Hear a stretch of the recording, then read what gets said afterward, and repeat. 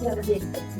Entonces le toca a Tere ahora, Sí. la doctora Muchas Teresa gracias. Cortés. Gracias, Laura, por la invitación y por obligarnos de alguna manera a que regresemos a repensar. Yo hice una intromisión, ¿sí? Porque empecé a pensar en las obras que han influido mi trabajo para a partir de ahí empezar también a ver cuáles han sido como las aportaciones y los resultados que he realizado. Entendí más o menos que esa muy era bien, parte sí. de la idea también. Y en este sentido, entonces, voy a iniciar mi participación. Hay algunas cosas que todavía están ahí sin trabajar suficientemente, pero espero que se comprendan y por supuesto los comentarios serán para enriquecer más lo que he estado meditando en este momento. Y yo inicio, como ustedes saben, y si no lo saben, pues buena parte de mi trabajo ha estado relacionado con la vida intelectual en Puerto Rico. Entonces, yo podría decir que voy a partir de una visión desde la región, desde la mirada interior de Puerto Rico, y de lo que sucede ahí en el entramado de la conformación de las élites letradas. Para mí, creo que La Ciudad Letrada, publicada por Ángel Rama en 1984 y otro trabajo de él, Transculturación de 1982, son buena parte de los textos que quizás más han influido en mis primeros trabajos sobre Puerto Rico. Y aquí quiero hacer la reflexión también que estos trabajos los escribe Ángel Rama después de haber vivido en el Caribe y después de haber estado en Puerto Rico. Entonces, en donde me propongo identificar las particularidades que encierra el proceso formativo del espacio intelectual, la conformación de las instituciones, del sistema educativo y los primeros pasos de la ciencia desde finales del siglo XVIII hasta la primera mitad del siglo XX, así como el comportamiento de los letrados en la vida política. Las aportaciones de Rama en el campo de la literatura y de la cultura latinoamericana han marcado en distintos momentos mis apreciaciones para estudiar y enunciar la composición social e identitaria de quienes integraron el Partido Autonomista Puertorriqueño. Entonces, mi tesis doctoral fue sobre el Partido Autonomista Puertorriqueño. Me interesaba conocer las tesis que este partido desarrollaba para pelear y luchar por la toma del poder, pero más que eso también me interesaba saber quiénes eran sus integrantes y cuáles eran sus principales demandas. Y eso pues, ha estado alrededor de todo mi trabajo de más de 40 años de vida. Al convertirse este partido en una fuerza política, quizá la más importante en el siglo XIX, que pudo objetivizar y aglutinar a diversos grupos y actores sociales en torno a una idea, la autonomía y una propuesta de nación puertorriqueña. En el ensayo La Ciudad Letrada, el escritor uruguayo reflexiona sobre el papel central de los escritores y de las instituciones literarias en la conformación de las identidades nacionales en América Latina. La noción de ciudad letrada que desarrolla en mis investigaciones me ha sido de utilidad para explicar el espacio que ocupan las élites letradas que a lo largo del siglo XIX y XX son y ya han sido las encargadas de dar forma y vida social y cultural al espacio público a través de la escritura, de textos políticos y literarios, y aquí añadiría también de textos de carácter científico, con los que han tratado de arropar el proceso formativo de que existe una nación. Pero también he retomado el término de ciudad letrada como un lugar de producción y circulación de ideas y de saberes con múltiples significados. La teoría de ciudad letrada ha sido relevante en mi obra al inscribirme en los estudios de lo escrito, de la literatura, de los escritores en Puerto Rico como actores fundamentales y agentes de la modernidad. Así que siguiendo a Rama, la literatura no solo ha sido una forma de arte y expresión cultural, sino también un vehículo desde donde el control y poder se inscriben a lo largo del siglo XIX en las producciones culturales escritas, como fue desde la llegada de la imprenta, la aparición de los primeros periódicos, la tradición narrativa y revistas, asociaciones científicas y, por supuesto, el partido al que le he seguido el paso. Así que me interesa seguir la apuesta sobre los letrados criollos para mantener o proponer un orden político y social en donde las voces de las grandes mayorías apenas se aparecen o han sido desdibujadas por estos discursos que de alguna manera van estableciendo. Además de seguir a Rama, pues sigo a otro de sus discípulos, que es Julio Ramos, en Desencuentros de la Modernidad, al retomar el concepto de espacio letrado. Me refiero al papel que tiene la escritura pública como un campo de lucha ideológica en que las distintas voces, actores, llámese escritores, profesionistas o políticos, se disputan diversas maneras, mensajes y significados de visiones que quieren imponer sobre el mundo. Esta idea, que para Julio Ramos está conectada con la crítica que estructura y desarrolla sobre el nacionalismo literario, en donde la literatura no únicamente debe ser descifrada como una representación de imágenes o de imaginarios de la nación, sino como un espacio de debate, de confrontación, en el que se negocian distintas ideas sobre las narrativas de la sociedad y la historia, lo que convierte a los escritores en actores políticos y agentes de progreso y modernidad.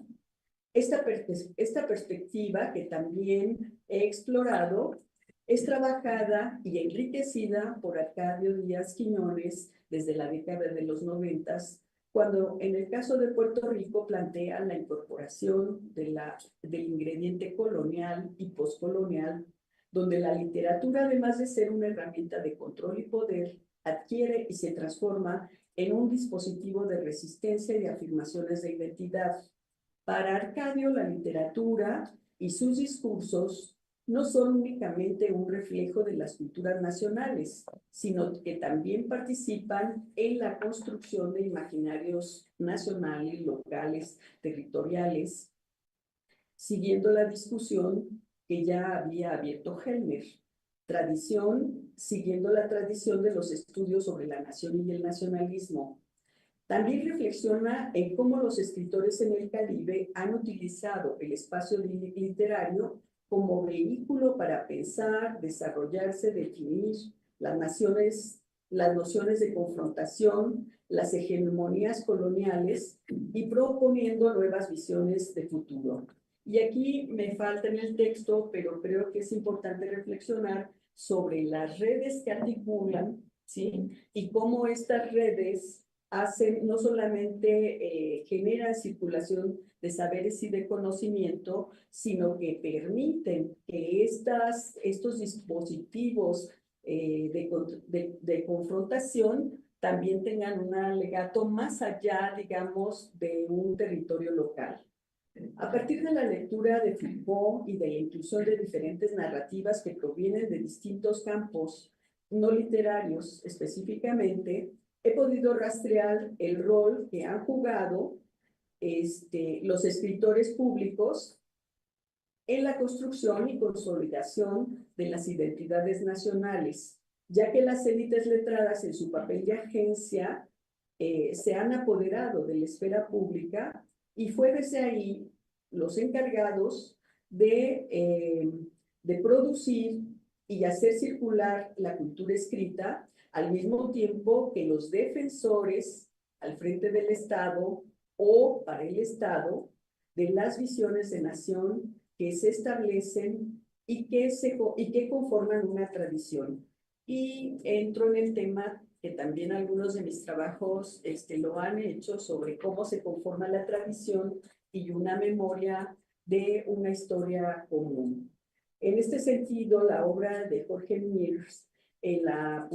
publicada en el 2014, La Revolución de las Ideas y la Generación Romántica de 1837 en la cultura y la política argentinas, me permiten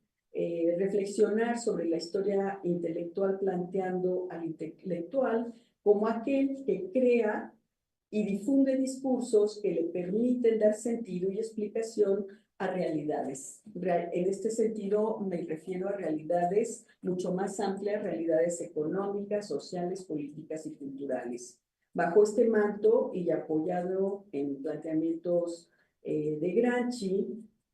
sobre el intelectual orgánico como un crítico de la sociedad, como un mediador cultural que transmite conocimientos y que traduce discursos de las élites letradas o lenguajes más accesibles o menos accesibles al resto de la población, esta visión mediadora de los letrados en Puerto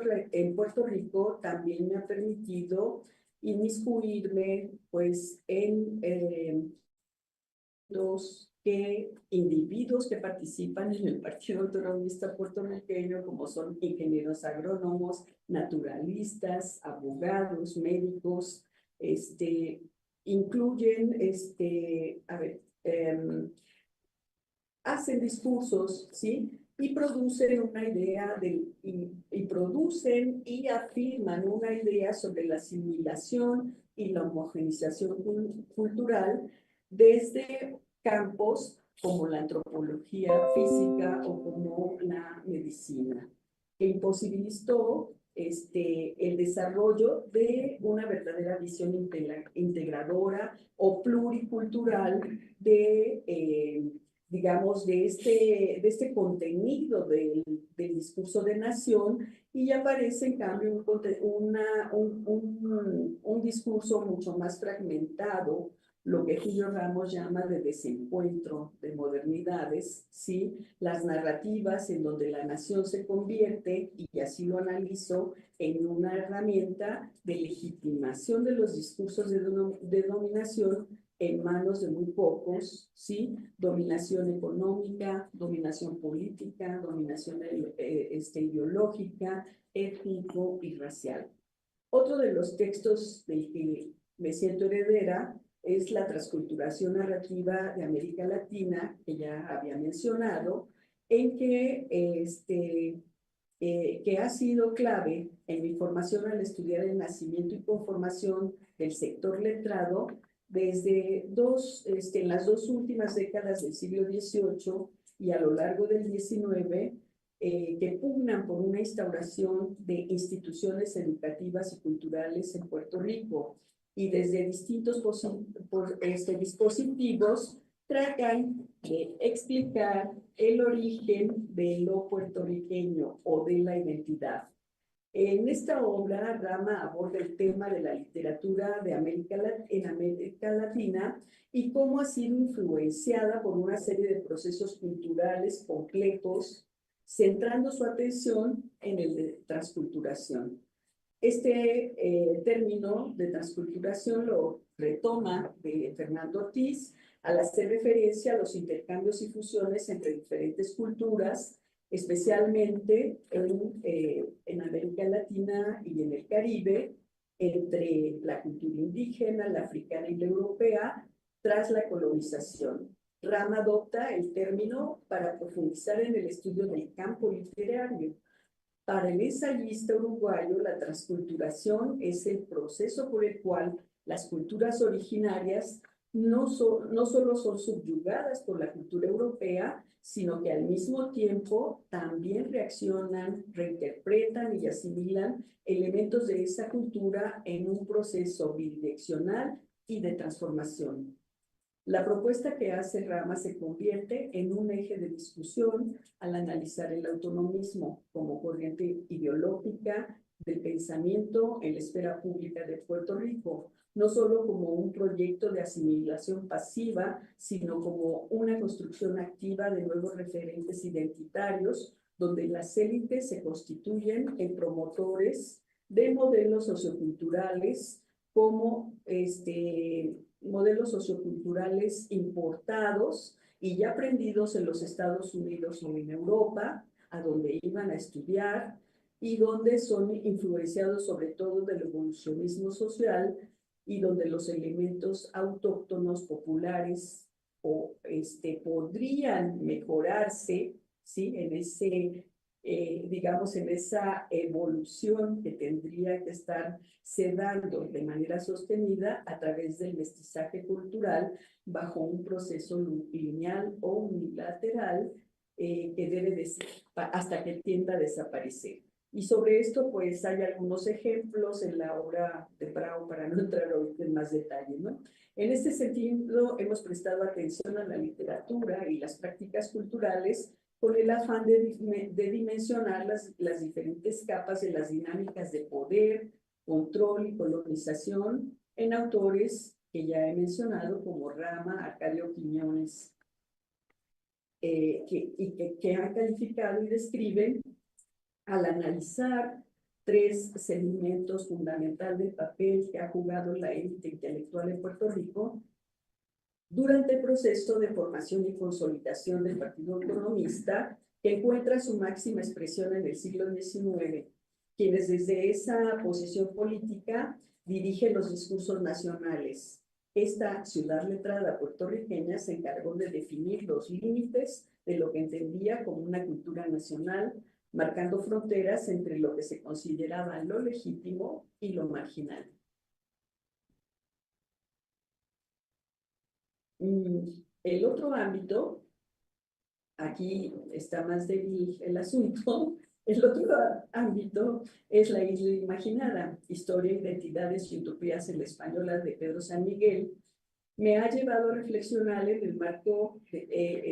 el marcado interés que desde 1854 presenta un grupo de letrados puertorriqueños por explorar en la historia y la cultura puertorriqueña el origen o momento fundacional de la identidad, y para ello se organizan a través de la Sociedad Recolectora de Documentos para visitar los archivos y recuperar la memoria histórica y los argumentos de la construcción imaginada de la existencia temprana de una identidad nacional. Allí comienza la utopización o construcción imaginada de una memoria en una realidad histórica cuya propuesta político-ideológica se hace pasar por una parte de la realidad dominante. Otro aspecto es el aspecto racial y social de la isla bajo el sistema esclavista, al igual que en la española refleja las tensiones identitarias entre los descendientes de africanos y los europeos o de los pueblos originarios. Sin embargo, y como sugiere San Miguel, esas divisiones son evidentes y se mantienen en la construcción racial y social. Los ensayos sobre raza y racialización de Consuelo Naranjo me han permitido puntualizar algunos de los elementos del proceso de transculturación en Puerto Rico, el cual no solo se ha explicado como parte de un fenómeno biológico, sino también como un proceso cultural a partir del cual se ha conformado una historia y una tradición escrita de la nación. Desde esa perspectiva literaria puertorriqueña y como reflejo de la fusión de la cultura indígena, africana y europea, como sostiene Salvador Grau en su ensayo, ahorita no me acuerdo cómo se llama, no lo anoté, pero siempre a través de los filtros a luz de los letrados, es decir, a través de la mirada de las élites letradas que tendían a calificar o desvalorizar las formas culturales y los lenguajes de las clases populares, especialmente las manifestaciones afrodescendientes. Otro de los aspectos de la vida cultural de Puerto Rico que hemos podido documentar es cómo la escritura de las élites tiende a colocarse desde una posición asimilista y por ello a menudo en sus descripciones de la nación minimiza la importancia y peso de otras herencias culturales, especialmente la africana. Esta crítica se extiende también a visiones del desarrollo económico, el progreso, en la época colonial y poscolonial, donde las tensiones entre las influencias coloniales y el conocimiento autóctono se hacen evidentes. Y esto pues lo he podido documentar a través del interés que varios de los autonomistas puertorriqueños manifiestan por la arqueología, la recuperación de los restos arqueológicos indígenas para documentar, digamos, ese pasado y cómo tratan de encontrar y fechar la llegada del hombre prehistórico a Puerto Rico. Y finalmente, el papel que juegan las instituciones educativas y científicas en la formación de una identidad nacional. Hemos podido mostrar la capacidad de negociación desarrollada por las élites letradas frente al poder colonial y sus demandas para que éstas sean atendidas y presentadas como las peticiones de las grandes mayorías. Estas instituciones, cuando llegaron a instaurarse, reforzaron una visión hegemónica de lo que significaba ser puertorriqueño, a menudo excluyendo las voces disidentes o marginales y con ello haciendo una tradición histórica local.